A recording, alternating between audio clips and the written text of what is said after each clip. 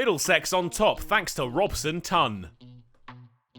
It hasn't been the best of seasons for either Middlesex or Leicestershire, but for the Foxes, that changed in round 10. Records shattered as their batsmen impressed in Taunton in a run-fest that finished as a draw. Neither side have hopes of Division 1, but if results go their way, Leicestershire could leapfrog Surrey and leave the London sides languishing at the bottom of Group 2.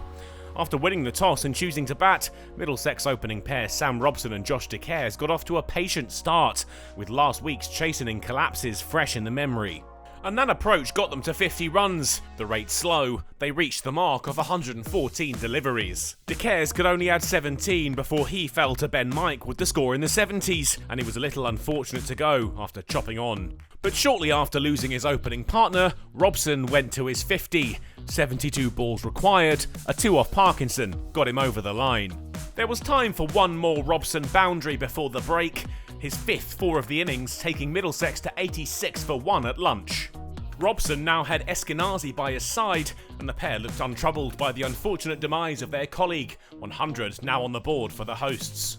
A quick run would do Eskenazi a mischief though, forced from the field retired hurt, Holden his replacement as he hobbled off. That did little to derail Middlesex, Robson and Holden looking as solid as ever, and a little after 3 o'clock they had 150. Leicestershire weren't making it easy for themselves, Holden was shelled at slip off the bowling of Barnes. But they'd do better with the second chance Holden offered. Barnes got his man caught behind for 28. Robson had his eyes on 100 and would get there before tea. No agonising wait for the opener, his ton taken off 172 balls. The pair found their way to tea soon after, the score a healthy 182 for 2.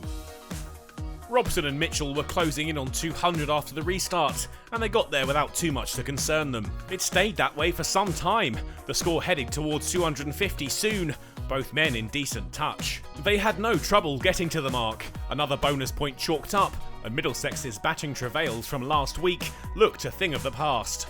Mitchell couldn't last through to the close of play though, caught behind off Sakande for the bowler's maiden first-class wicket. Robson was now joined by debutant Joe Cracknell. The target for them, simple, reach the close of play still together. And they achieved that goal. The score up to 280 for 3 when bad light forced them off for the close of play. Middlesex exercising the batting demons that have plagued them for so much of the season. They'll hope for more of the same on day 2.